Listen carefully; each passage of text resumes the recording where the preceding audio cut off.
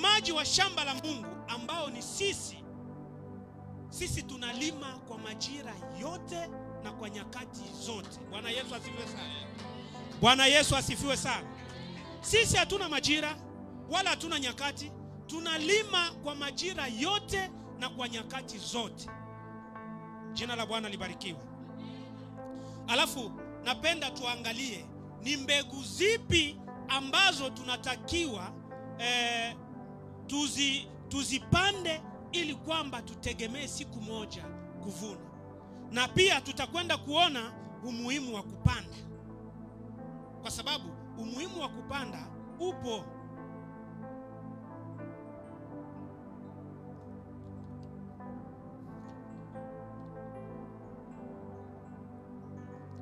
Mbegu ya kwanza katika walimaji wa shamba la Mungu ambao ni sisi, mbegu ya kwanza ni neno. Bwana Yesu asifiwe sana. Mbegu ya kwanza ni neno. Unaweza ukashangaa ukasema, neno vipi mtumishi? Tusome Mithali 18:20 hadi 21. Aliyoko tayari anaweza kusoma. Mithali 18:20-21.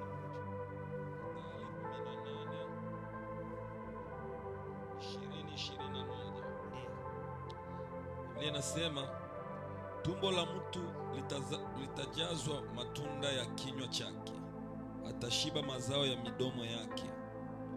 Mauti na uzima huwa katika uwezo wa ulimi, na wao waupendao watakula matunda yake. Endelea. Yeah. Okay, asante. Bwana Yesu asifiwe sana. Amen. Bwana Yesu asifiwe sana. Amen. Maneno unayoyatamka ni mbegu unazozipanda. Waimbaji wametoka kutuimbia hapa kwamba kwa ulimi kanisa ubomoka. Kwa ulimi watu hutengana. Ikimaanisha kwamba pale unapofungua mdomo na kutamka uko na panda, na utegemee kwamba siku moja utavuna. Bwana Yesu asifiwe sana. Utegemee kwamba siku moja utavuna. Katika uumbaji wa Mungu, Biblia inatuambia kwamba Mungu aliumba kwa maneno, kwa kutamka. Ujue kwamba unapofungua mdomo unatamka, unapanda mbegu na siku moja utaivuna. Kanuni ya kupanda na kuvuna. Hebu tusome Waebrania 11:3.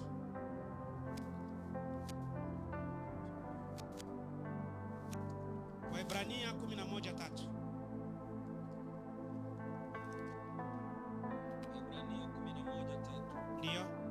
Linasema, kwa imani twafahamu ya kuwa ulimwengu uliumbwa kwa neno la Mungu, hata vitu vinavyoonekana na havikufanywa kwa vitu vilivyo dhahiri, mfano wa Habili, Enoku na Nuhu.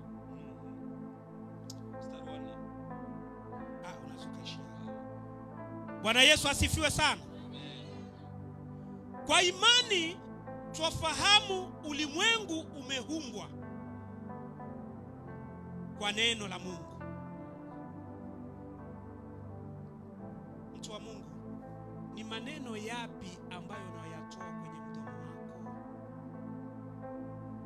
Maneno unayoyatoa kwenye kinywa chako ni yapi? Unajua Esau kuja kukuta ndugu yake anapiga chakula na kuanza kutamka, ewa nipe hicho chakula nile. Mimi mara nyingine najiuliza, huyu bwana alitegemea nini? Lakini baada ya kupana uzaliwa wake wa kwanza, baada ya kumpa ndugu yake, yeye tena alianza kulaumu kwamba huyu bwana huyu ndo mara ya pili.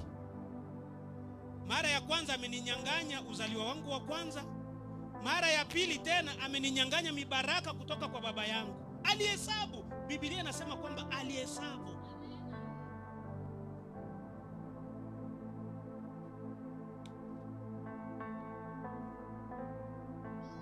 Tuchukue tulivu.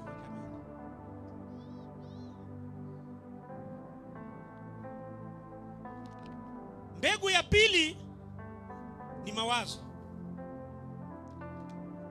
Tumesema mbegu ya kwanza ni maneno na mbegu ya pili ni mawazo. Bwana Yesu asifiwe sana. Tusome Samueli wa pili 9:1-8.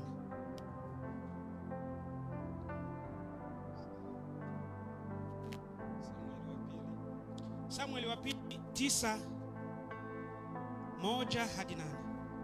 Sura ya 9 mstari wa kwanza hadi. Samueli wa pili sura 9 mstari wa kwanza hadi 8. Ndio. Kisha Daudi akasema, je, amesalia mtu mmoja katika nyumba ya Sauli nipate kumtendea mema kwa ajili ya Yonathani? Palikuwa na mtumishi mmoja wa nyumba ya Sauli, jina lake Siba. Basi wakamwita aende kwa Daudi, na mfalme akamuuliza, wewe ndiwe Siba? Naye akasema, mimi mtumwa wako ndiye. Mfalme akasema, je, hakuna hata sasa mtu yeyote wa nyumba ya Sauli nipate kumtendea mema ya Mungu? Siba akamwambia mfalme, Yonathani anaye mwana hata sasa aliye na kilema cha mguu. Mfalme akamwambia, yupo wapi? Siba akamwambia mfalme, tazama, yumo katika nyumba ya Makiri mwana wa Amieli katika Lodebari. Basi mfalme Daudi akatuma watu akamwondoa katika nyumba ya Makiri mwana wa Amieli katika Lodebari. 6. Basi Mefibosheti mwana wa Yonathani mwana wa Sauli akaenda kwa Daudi, akaanguka kifudifudi, akasujudu. Daudi akasema, Mefibosheti, naye akaitika, mimi hapa mtumwa wako. 7. Daudi akamwambia, usiogope, maana bila shaka nitakutendea mema kwa ajili ya Yonathani baba yako, nami nitakurudishia mashamba yote ya Sauli baba yako, nawe utakula chakula mezani pangu daima. Mstari wa 8 unasema, akasujudia akasema, mimi mtumwa wako ni nini hata ukamwangalia mbwa mfu kama mimi? Ndipo mfalme akamwita Siba mtumwa wa Sauli, akamwambia, mali yote yaliyokuwa ya Sauli na ya nyumba yake nimempa mwana wa bwana wako. Amen. Amen. Bwana Yesu asifiwe sana. Amen. Hapa tuko kwenye mbegu ya pili ambayo ni mawazo. Yonathani alikuwa ni mtoto wa Sauli au wa mfalme Sauli. Yonathani alipojua kwamba Sauli baba yake anamuwinda Daudi ili kwamba amuue, moja kwa moja mawazo ilimjia kwamba hacha niambatane na Daudi, hacha nimponye Daudi. Bwana Yesu asifiwe sana. Kanuni ya kupanda na kuvuna. Yonathani alipochukua mawazo ya kumponya Daudi, Yonathani alikuwa hajui ni nini kitakachotokea, lakini alimponya Daudi dhidi ya mishale ya baba yake Sauli.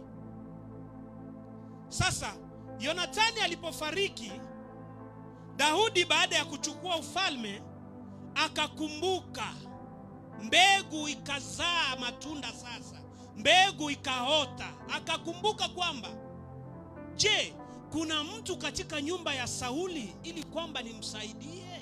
Akauliza watu ambao walikuwa wanamzunguka, kuna mtu wa nyumba ya Sauli hapa ili kwamba nimsaidie? Kwa sababu historia inasema kwamba Sauli na Yonathani walikufa pamoja kwenye vita. Na baada ya Daudi kuuliza, kuna mtu akasema kwamba ndiyo, yupo mtoto yani mjukuu wa Sauli yuko sehemu fulani, mtoto wa Yonathani. Basi mfalme Daudi aliweza kutuma watu waende wamchukue. Katika maandiko ambayo mtumishi anatoka kusoma, inasema kwamba Daudi alimwambia kwamba kuanza sasa utakuwa nami mezani pangu, na shamba zote za babu yako Sauli au za baba yako nitakurudishia. Bwana Yesu asifiwe sana. Kanuni ya kupanda na kuvuna.